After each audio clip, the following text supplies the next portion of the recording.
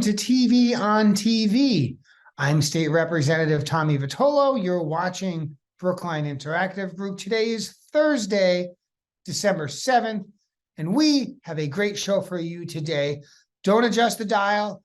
Don't change the settings. We've got part two in our two-part series interview with Paul Sainer, co-chair of the Economic Development Advisory Board, commonly known as EDAP. Last week, we talked about the MBTA Community Act.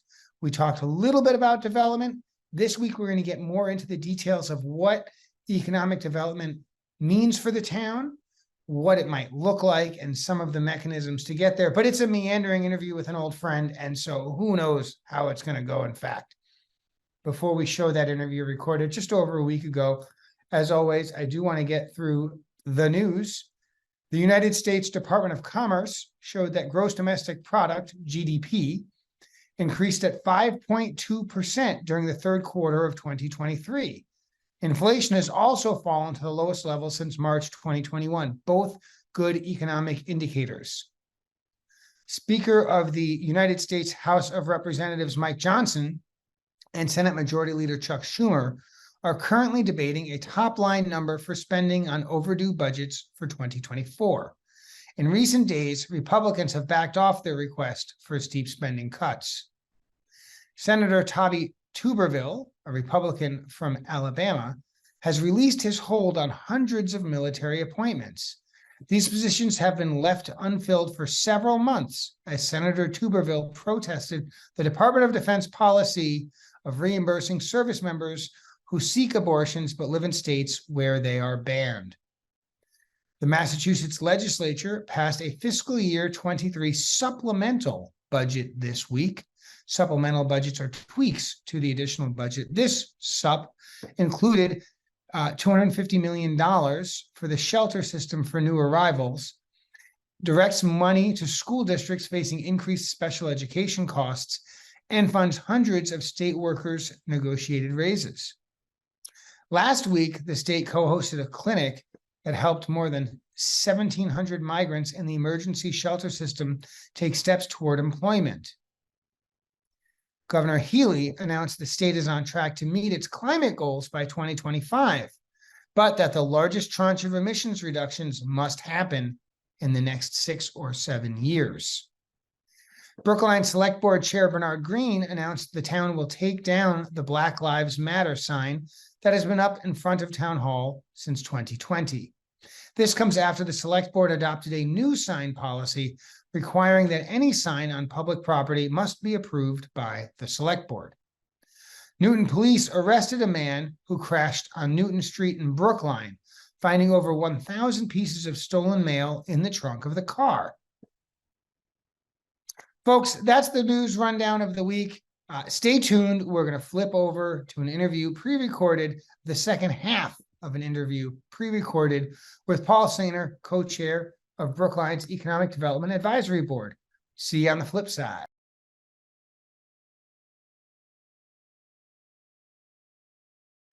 And welcome back to TV on TV, folks. As promised, we have a remarkable thing happening here on TV on TV. We have a double header. We had Paul Sainer last week, and we talked about the beginning of EDAP. We talked about the MBTA Communities Act, but there's so much more we want to talk about with respect to how commercial development and activity in town happens, where it happens, and the impacts it has on the rest of town. So, Paul, thanks for coming back for a second show. I'm delighted to be here, and economic development is an important topic, so let's get into it. And as folks remember from last week, Paul Sainer is the co-chair of the Economic Development Advisory Board, EDAB, and has been a member of the board for nearly 30 years since its inception. So Paul is the person we want to talk to. Now, last week we finished talking about major redevelopments, thinking like 1 acre or larger, and how to ensure that we get a development that is functional in Brookline, but also that comes with a tax certainty agreement, because Brookline's proximity to Longwood Medical and the universities runs the risk that a nonprofit use could take that building off the rolls. And we had talked about sort of the west side of Route 9. And then we're going to talk about Harvard Street, and we ran out of time. Of course, Harvard Street has small parcels, except TJ Maxx, Stop and Shop, even the Walgreens at the corner of Aspinwall and Harvard is smaller than an acre, I would bet, but isn't too small. Is there any prospect of those sites being redeveloped to be more than first floor commercial, 4 stories, sort of lot line to lot line, like the rest of Harvard Street? It's a great question. Importantly, and due in part to EDAP advocacy, the 2 largest sites along Harvard Street, TJ Maxx and Stop and Shop, were carved out of the rezoning. There were several reasons for that. One, those sites, given their size, should be able to have more scale than 4 stories. And how high they can go without adverse shadowing impacts needs to be thoughtfully studied. There's greater opportunity for the town in really deliberately working through what those sites could be like going forward. But also this notion of tax certainty could play into that. So, you've got 2 different owners, and I want to just, as illustrative purposes, say that the TJ Maxx owner has long indicated that she has no interest whatsoever of ever selling. And she is a multi-generational family owner, and that's an important point to reference along Harvard Street. Some people were concerned that as soon as the zoning is passed and interest rates were to normalize, that development will be rampant. And I don't think that that's likely because of the highly fragmented nature of the ownership along Harvard Street. Family members that are basically passive investors with low tax bases that themselves would never likely get the sort of consensus to redevelop, and may not even get the consensus to sell to a developer because they are clipping coupons as passive investors, and they're not having to pay the very significant capital gain due to the negative basis of holding properties for the long term. Stop and Shop is different than TJ Maxx in that I think there is an interest in redeveloping that site. There are 1 or 2 other parcels that would ideally be assembled before redevelopment could occur. And again, that goes back directly to Harvard Street as another reason why it's unlikely that there's going to be rampant redevelopment of the smaller commercial properties up and down the corridor, because they would likely be more valuable for redevelopment if they were to be assembled, and that takes many years. Waldo Durgan, as an example, which is a site that the town did pass new zoning for in 2019, consists of 4 different parcels that the property owner had assembled over several decades.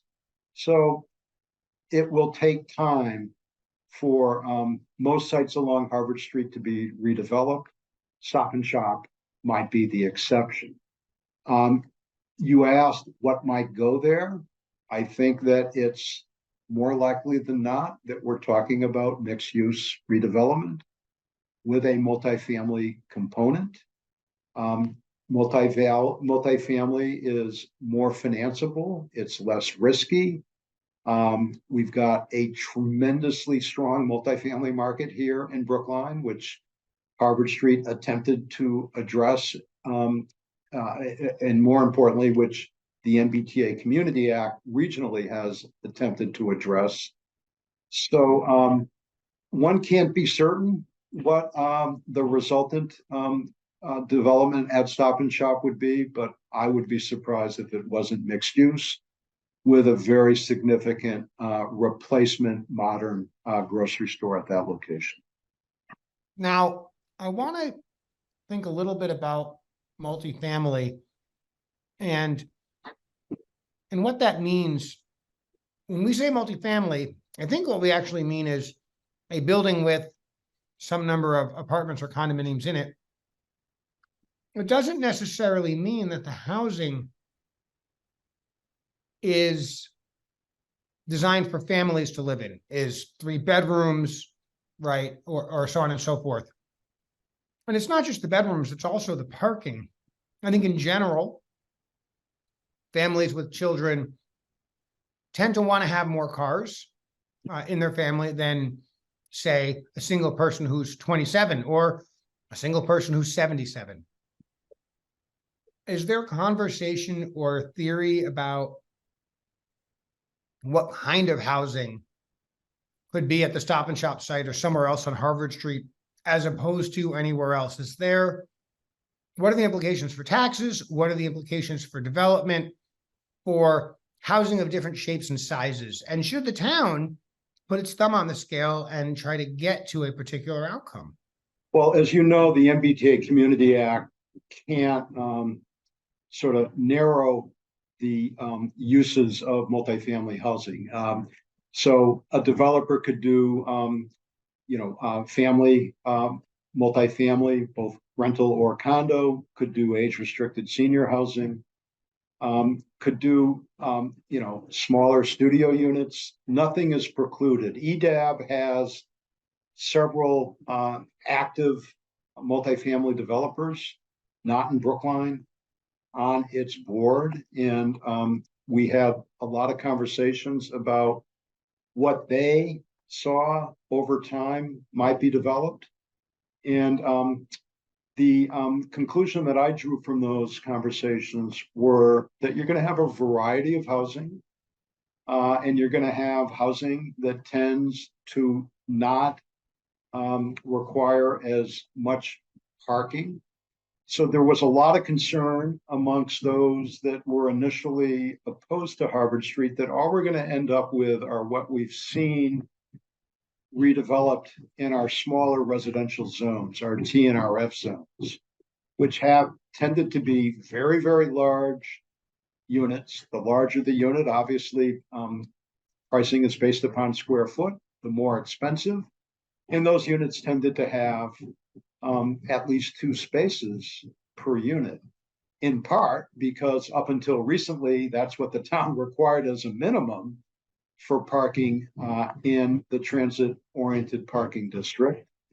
Fortunately, that was changed due to activism by you, Tommy, and others, including myself. So my view of Harvard Street is that you're going to have, generally speaking, smaller units. Developers like to diversify risk. And you're going to also see 15% of those units as deed restricted affordable. I do want to mention one of the other reasons why I think our planning department was very enlightened to focus on Harvard Street is that we've had inclusionary zoning in our bylaw since the late 1980s. And the number of deed restricted affordable housing units along Harvard Street is 0. Well, there's been virtually no development along Harvard Street in many decades. So that isn't a surprise. Of course, perhaps the reason why was the zoning didn't really allow for additional development. I want to stay on parking for just another minute. Brookline recently, several years ago, in a Warren article filed by Linda Olson-Pelkey, reduced the commercial parking minimum to 0, with the exception of daycares, banks, and cannabis shops. And that, I presume, will, of course, hold true on Harvard Street.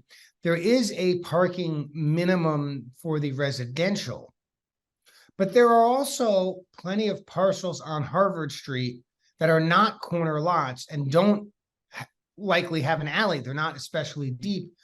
So what happens when someone says, oh, I have this 1-story building on Harvard Street. It's not on a corner lot. I want to make it 4-story. We're going to put housing up above. We have to include parking. Are we going to be crossing the sidewalk on Harvard Street to add driveways, or is there some alternative? The zoning that we just passed prohibits any additional curb cuts along Harvard Street. They're going to be, lighted intersections at TJ Maxx and Stop and Shop because those are major sites. So the Harvard Street zoning, as you said, requires 0.5 spaces per residential unit as a minimum. However, you can go to 0 by special permit. Those lots that don't have access to cross streets that are mid-block may either be redeveloped without parking or may be prime candidates to be consolidated with other sites where there could be access to a side street for parking. I think the town did the right thing, not requiring more than 0.5 spaces. If it had, I think it would have pushed the envelope on redevelopment financial feasibility. Parking costs a lot of money. And it also takes away from space that could otherwise be rented and therefore income producing and therefore making the pro forma feasible. So parking is always a balance, and I think we found the right balance. If a family wants to live in Brookline in a multifamily rental or condo, there are many other options besides living along Harvard Street. If they want to have more than, the 0.5 cars that the zoning requires as a minimum. And I would add, as a resident who does not live along Harvard Street, but does not own a car, my family doesn't own a car, there are lots of other options to travel by automobile, even if you don't own a car. My son and I went to the Syracuse football game on Saturday. We didn't ride our bikes there. We rented a car, right? And so that becomes part of the play as well. Zip cars and car rental and Uber and Lyft and all these other options. There are a lot of people that want a car-free lifestyle, and Harvard Street, as it's redeveloped, will offer them more opportunities for that lifestyle within Brookline, as you say, along a corridor with as good public access to transportation as it gets. And of course, some people just don't drive. That's just not what they do. They get around other ways and they figure it out. So we talked about parking on the ground floor if you've got a side street, but we've also got commercial on the ground floor. And so how do those things operate? How does the zoning both require ground floor commercial and require parking, which obviously the cars have to start on the ground floor? What are some ways in which you imagine developers are going to make all of that fit together? Well, again, we've already discussed how a developer by special permit could choose to build with less than 0.5 spaces. Let's start by talking about the ground level commercial, which I know you, Tommy, were very much in the middle of and helped the town legislatively push the Commonwealth's planning agency to allow us to mandate ground level commercial, which the zoning does, that was passed 2 weeks ago. I do want to do a little detour and talk about an innovative incentive that EDAP created with the help of the Housing Advisory Board that will hopefully make it much more likely that when properties are redeveloped, the ground level commercial tenant can be a small business. That incentive relates to, my computer started talking. That relates to the build out of that ground level space, which for a small business person is financially daunting, and also just in terms of the process of getting permits and managing construction, not sort of what a typical small business person is able to do. So there is clearly going to be demands on what can go on that ground level. Most of these sites at 4 stories, it's probably not feasible to bury parking underground. And so, and if you were to use the ground floor with ramps to put parking on the 2nd floor, you're taking away from otherwise rentable space on the 1st and the 2nd floor. So there's going to need to be sort of a happy medium between the various demands on that ground level. Importantly, the requirement for how much of that ground level needs to be commercial was doubled by that Harvard vote over what town meeting adopted just 18 months or so ago. The developer on EDAP did a pro forma of what a redevelopment of a mixed use building would be, that did show that both could very comfortably coexist on the 1st floor. That is parking, commercial, and the support space that you need for whatever's above. Whether it's residential or commercial above, you're going to need lobbies with elevators and with stairwells that a lot of our older grandfather buildings don't have. So it'll be up to the market to work that through. Every site is different, and I think every outcome will be different, but the zoning provides the flexibility for a creative developer to meet our requirements and to meet what the market requires of him or her to be successful in their redevelopment. So I've been fixated on the details, but I do want to step back and, and thinking about the future. And we've got 5 or 6 minutes left. And Paul, what do you imagine is the future of commercial development in our town? Why is it important to the future health of the town? And what should we be thinking about in terms of a healthy path forward? I was on the town's BFAC committee, Brookline Fiscal Advisory Committee. And one of the recommendations that came out of BFAC was Standard & Poor's rating of highly rated municipalities. Economic development was always one of the top 10 sort of criteria for a well-run municipality, be it a town or a city. So EDAP's success over the years has been very much directly related to the select board's members who were in office at any given time. EDAP was founded by select board members, Donna Calico. And a number of EDAP members over the years have worked closely with EDAP and me personally in driving zoning changes for large commercial sites. So it's critical that the executive branch step up, as was done big time on Harvard Street by the newest select board member, Paul Warren. Kudos to Paul for the leadership that he provided to get Harvard Street with such resounding political support. The town needs to systematically change zonings along our commercial corridors, and hopefully Harvard Street will be an example of a process towards achieving that.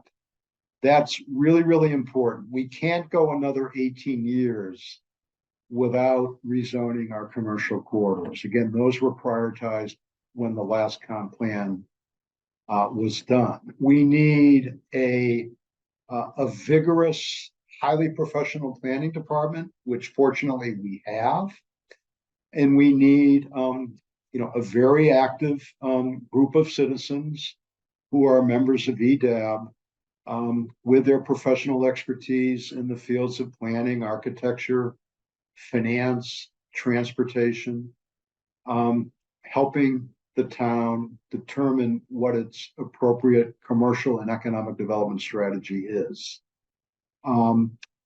So those are some of the ingredients. We certainly need to be mindful of our risk associated with nonprofits, but we can't protect every site, because in so doing, we'll come up with 100% of nothing. I personally have enjoyed my years on EDAP. I am stepping away from EDAP. I have chosen not to reapply. I remain on the board until the 2 vacant seats we have are filled. We've got a great nucleus of board members that can pick up the gauntlet and carry it forward. I think that ultimately it comes down to leadership. Most of our commercial sites, Tommy, are cheek and jowl. That was an expression that Harry Boris, when he was the chair of the advisory committee, used. And it really describes sort of our present land use circumstances. And we've got to come up with very clever ways when there is opportunities for commercial redevelopment to do so while getting the political support for the zoning change while minimizing impacts on abutters. I'll point to the Homewood Suites site, which was the former Red Cab site along Route 9. If you were to look at that building from the street below it, on the other side of the railroad tracks, you would notice that the building is basically tapered towards the neighborhood. And that was a sky plane concept designed to minimize the impacts on light and shadows from that redevelopment. So there's a lot of factors that need to be considered, but ultimately what it comes down to is sort of a value, which is, do we want, as the town continues to need to come up with additional funding beyond what's provided for under Proposition 2.5, where the overall aggregate increase in taxes is capped at 2.5%, do we want to stretch a little and create opportunities for additional commercial and mixed-use development in order to try to make Brookline more affordable? Or do we want to basically listen to the neighbor with the loudest voice that will be impacted if a site is rezoned and ultimately that site is redeveloped? That's what comes back to executive leadership. I hope that's a suitable answer to your really thoughtful question. It is, and it's certainly food for thought. There's always going to be pressures. One of the things that makes Brookline a great place to live is that it's so close to so many other things. Well, that makes it a desirable place to do business as well. And of course, depending on what gets built here, there are folks who live in Brookline who would be perfectly happy, who would love to walk to work rather than to hop on the train or drive or otherwise get to work. And so there's a variety of opportunities here. I think, though, the most important one for folks to be mindful of is wherever you live in Brookline, if you are a homeowner, you're paying taxes, and we have great services. And if we're going to keep those great services, we either need to raise residential taxes or raise the amount of money we're making in commercial taxes to cover the difference. Those are really our two choices. I'd be perfectly happy to see additional commercial development, significant commercial development, but that's something the town's going to have to work out over time. Paul, thank you so much for doing a doubleheader, an exhaustive effort. We could talk all day, Paul. Thank you, Tommy. Thank you for your interest in this topic and for the leadership that you have provided, and I know you will continue to provide. And thank you as well, Paul. We'll be seeing you around town. Sounds good. Take care. Thanks everyone for watching, and tune in next week for another episode of TV on TV right here on Brookline Interactive Group.